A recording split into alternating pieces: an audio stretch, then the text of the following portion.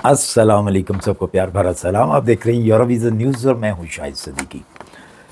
2025 2025 में यूरोप की किस कंट्री का वीज़ा अप्लाई करना चाहिए जो कि आसानी से मिल जाए। अच्छा देखें जी, सीधी सी बात, आसानी वाला सिलसिला जो है वो ख़त्म हो गया होगा। जिस तरह पहले आज से 10 साल 15 साल पहले आसानी से वीज़ा मिल जाता था यूरोप की कंट्री का, अब वो चीज़ नहीं है। वीज़ा मिलता है, अब भी मिलता है, लेकिन उसमें अब ज़रा प्रॉब्लम्स हैं। क्या प्रॉब्लम्स हैं आपको भी पता है, मुझे भी पता है।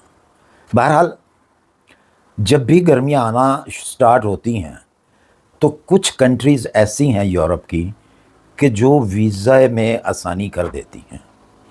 आज मैं आपको 3 कंट्री ऐसी बताऊंगा जो कि तकरीबन 3 माह से जिनकी रेशो बहुत अच्छी चल रही है, वो वीज़े दे रही है।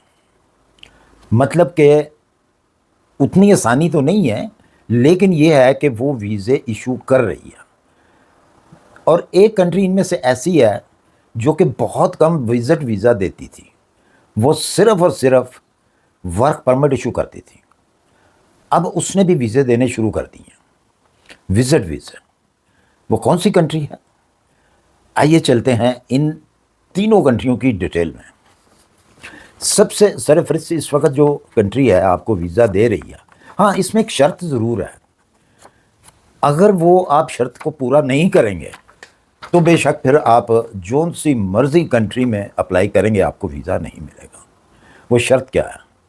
वो शर्त यह है कि आपके डॉक्यूमेंट्स जो हैं वो ओरिजिनल होने चाहिए, उनमें कोई फेक पेपर नहीं होना चाहिए, और ना ही इस किस्म की कोई एप्लीकेशन होनी चाहिए जो आप वीज़ा एप्लीकेशन देते हैं कि जिसकी वीज़ा ऑफिसर को समझ ही ना आए कि आपने लिखा क्या है। बहुत बड़ी ये भी एक वजह होती है कि जब वीज़ा ऑफिसर को समझ ही नहीं आती तो वो आपको वीज़ा क्या देगा, वो आपको फौरी तौर पर रिजेक्ट कर देता है।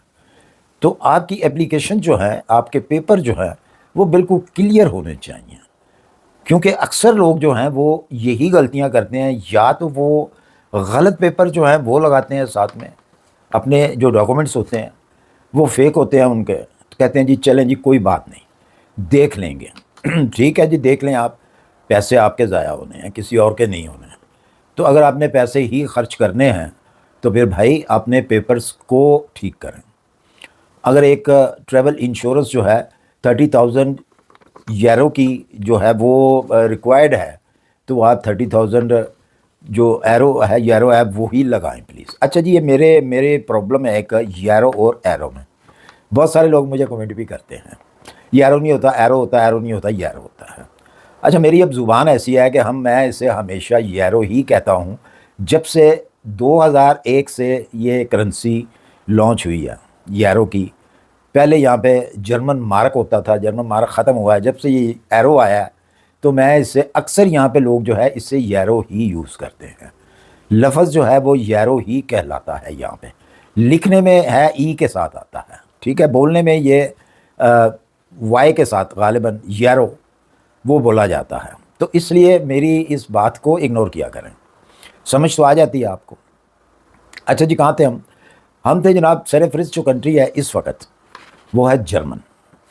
जर्मन आपको विजिट वीज़ा दे रही है। शर्त वही है कि आपके डॉक्यूमेंट्स जो हैं वो बिल्कुल ठीक होने चाहिए। ऐसे डॉक्यूमेंट्स होने चाहिए कि आप वीज़ा ऑफिसर को मुतमिन करें कि जी हमने स्लिप नहीं होना, हमने अपनी होम कंट्री वापस आना है। वो आप बेहतर जानते हैं कि आपने वीज़ा ऑफिसर को किस तरीके से जो है वो मुतमिन करना है। बहुत सारे तरीके हैं इसके साथ आप सपोर्टिंग डॉक्यूमेंट्स जो हैं वो साथ लगाया करें। कोई प्रॉपर्टी है, प्रॉपर्टी लगाया करें ताकि उनको पता हो कि भी आपकी प्रॉपर्टी यहाँ पे है, आप ये प्रॉपर्टी छोड़ के तो नहीं वहाँ पे रह सकते हैं। बहुत सारी ऐसी चीज़ें होती हैं, बहुत सारे देखें, मैं एक मिसाल दे देता हूँ आपको। फ़र्ज़ करें कि आप फैमिली हैं, आपके 1-2 बच्चे हैं, बच्चे बड़े हैं थोड़े से, मतलब 10 साल 12 साल 8 साल 10 साल के बच्चे हैं अगर, तो हस्बैंड एंड वाइफ जो हैं, ये एक आसान तरीका भी है कि अगर वो विज़िट करना चाहते हैं तो बच्चों को साथ ना लाएं। فرسٹ ٹائم جب ویزا اپلائی کریں، بے شک آپ کا پاسپورٹ جو ہے اس کے اوپر کوئی ٹریول ہسٹری نہیں ہے. یہ میں بڑے کام کی بات آپ کو بتا رہا ہوں. فرسٹ ٹائم آپ بچوں کو ساتھ نہ لائیں، بچوں کو وہیں پہ چھوڑیں. نانی نانا دادی دادا بہت سارے عزیز و اقارب بہت سارے ریلیٹیوز ہوتے ہیں، بچوں کو ان کے پاس چھوڑیں. ہسبینڈ اینڈ وائف جو ہیں وہ دونوں اپلائی کریں تو ویزا آپ کو 100% ملے گا. اس کی ایک بہت بڑا جو ہے وہ ویزا آفیسر کو جو ہے وہ مطمئن ہو جاتا ہے اس چیز سے کہ جی بچے تو آپ کے یہاں پہ ہیں نا، تو آپ نے واپس آنا ہے. اور ایک چیز یاد رکھیں، جب آپ کو ایک دفعہ شنگن کا ویزا لگ جاتا ہے تو وہ دوبارہ بھی لگتا ہے. تو دوسرے ٹائم بے شک آپ بچوں کو بھی ساتھ میں گھمانے کے لیے لے جائیں. یہ میری طرف سے ایک ٹپ ہے، باقی کرنا جو ہے وہ آپ نے خود ہی کرنا ہے. آپ کی مرضی، آپ جیسے مرضی کریں، ٹھیک ہے. لیکن میں نے ایک ٹپ دی آپ کو اور یہ بڑی کامیاب ٹپ ہے. سرفرست جرمن ہے اس ٹائم پہ، جرمن آپ کو ویزا دے رہا ہے. اس کے علاوہ دوسری جو کنٹری ہے جو کہ جرمن کو شیئر کرتی ہے، آسٹریا. یہاں پہ بھی ایک کنفیوژن پیدا ہوتی ہے کہ لوگ کہتے ہیں جی کہ میں آسٹریلیا کہتا ہوں. جی نہیں، میں آسٹریلیا نہیں کہتا، میں آسٹریا کہتا ہوں. آسٹریا جو ہے یہ بارڈر شیئر کرتا ہے. میں وضاحت کر دیتا ہوں اس چیز کی تاکہ آپ کو پتہ چلے کہ میں نے آسٹریلیا نہیں بولا، میں نے آسٹریا بولا ہے. یہ اپنے شیئر کرتا ہے بارڈر، جرمن کو شیئر کرتا ہے، اٹلی کو شیئر کرتا ہے، ہنگری کو شیئر کرتا ہے، چیک ریپبلک کو شیئر کرتا ہے، سلواک کو شیئر کرتا ہے. یہ کافی سارے بارڈر جو ہیں یہ ان کو شیئر کرتا ہے. یہ وہ والا آسٹریا ہے، یہ آسٹریلیا نہیں ہے. دوسرے نمبر پہ ہے آسٹریا.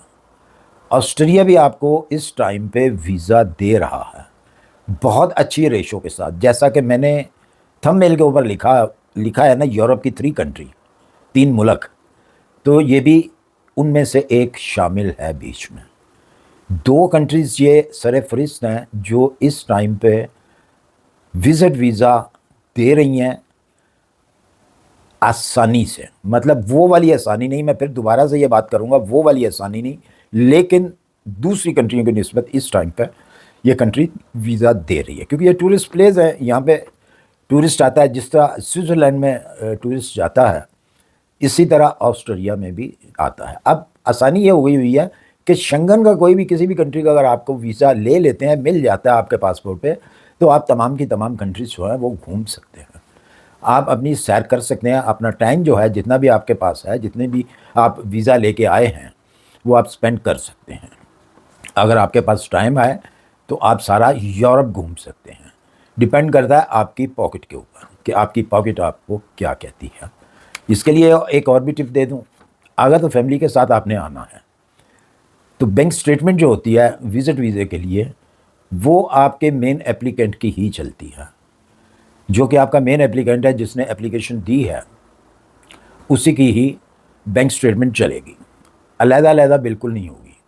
کیونکہ بعض لوگوں میں کنفیوژن ہوتی ہے کہ جی وائف کی بھی چاہیے، بچوں کی بھی چاہیے. نہیں، بچوں کی بھی نہیں چاہیے، وائف کی بھی نہیں چاہیے. صرف ہسبینڈ اگر کماتا ہے، ہسبینڈ کی بینک سٹیٹمنٹ اگر آپ نے لگائی ہے تو انہی کی ہی چلے گی. ہاں، فارم علیحدہ علیحدہ ضرور ہوں گے. اچھا جی، لاسٹ کی جو کنٹری ہے وہ ایک ایسی کنٹری ہے جو کہ آج تک جس نے صرف اور صرف جس نے آج تک ورک ویزے ہی ایشو کیے ہیں. وہ بہت کم جو ہے ٹورسٹ ویزا، وزٹ ویزا جو ہے وہ ایشو کرتی تھی. کیوں کہ ان کی ایک ریکوائرمنٹ تھی انویٹیشن لیٹر کی. وہ کون سی کنٹری ہے؟ پولینڈ. پولینڈ کو پہلے چاہیے ہوتا تھا انویٹیشن لیٹر وزٹ ویزے کے لیے. تو پھر آپ کو اگر آپ کے پاس انویٹیشن لیٹر ہے تو آپ کو ویزا ایشو کر دیتی تھی، اگر نہیں ہے تو نہیں کرتی تھی. اب انہوں نے وہ ریکوائرمنٹ ختم کر دی ہے. تقریباً یہ کنٹریوں کو آزاد ہوئے ان کنٹریوں کو 25 سال کے قریب ہونے والے ہیں. اب ان کو آہستہ سے شعور آ رہا ہے کہ نہیں جی ٹورزم آنا چاہیے، جس کی وجہ سے نرمی کی جا رہی ہے. تو اب انہوں نے انویٹیشن لیٹر کو ختم کر دیا اور ویزے کو آسان بنا دیا. یہ اب تیسرے نمبر پہ پولینڈ ہے اس وقت. اس کی ریشو 4 مہینے سے بہت اچھی چل رہی ہے، 4 منتھ سے. آسٹریا جرمن کی 3 مہینے سے بہت اچھی چل رہی ہے، اس کی 4 مہینے سے بہت اچھی ریشو چل رہی ہے. آپ پولینڈ کا بھی اگر ویزا آپ کو مل جاتا ہے تو پورا شنگن آپ کے لیے فری ہے. جو ان کی ریکوائرمنٹ تھی انویٹیشن والی وہ انہوں نے ختم کر دی ہے. لیکن یاد رہے کہ ڈاکومنٹس آپ کے بالکل کلیئر ہونے چاہیے. صاف ستھرے ہونے چاہیے، کوئی فیک پیپر نہیں ہونا چاہیے، تو آپ کو ویزا مل سکتا ہے۔